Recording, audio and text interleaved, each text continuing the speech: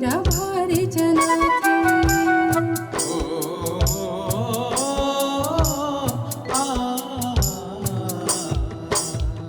बेटी जन्म का दुभर होते पीरा भारी जना थे, वो पीरा भारी जना थे।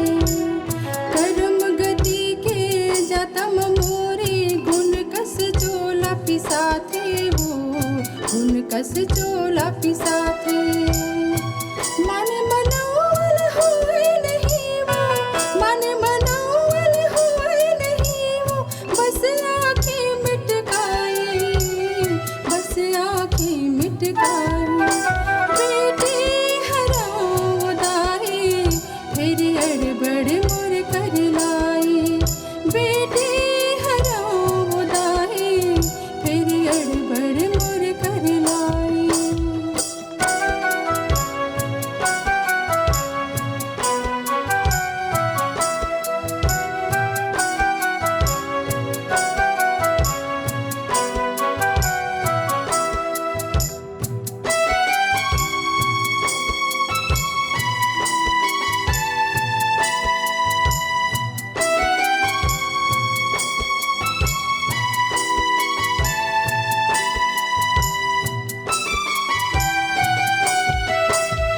नियत के कंगला महान बने हैं, घात लगाए बैठे हैं, घात लगाए बैठे हैं।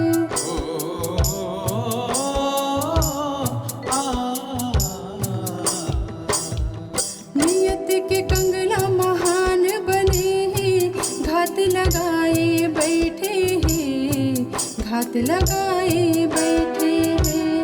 रोक छेक के कहानी गढ़ते लोग बाग मुँह ऐठे हैं, लोग बाग मुँह ऐठे हैं।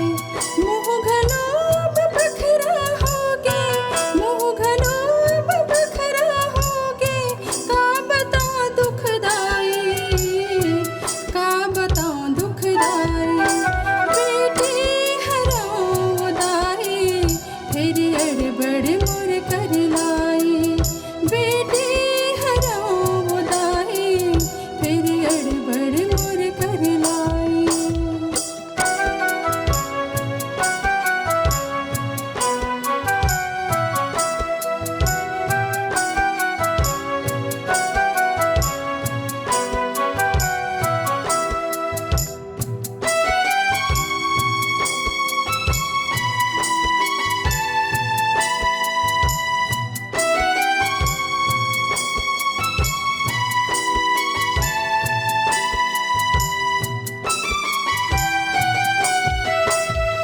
तिरियाला तिरियावत हावर काल हडे न पसारे, वो काल हडे न पसारे।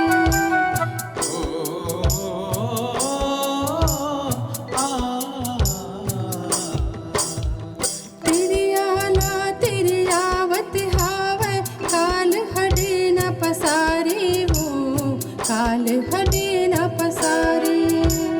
मिया बरदे तोरत सुन अब कोनो झन धुतकारे, वो कोनो झन धुतकारे।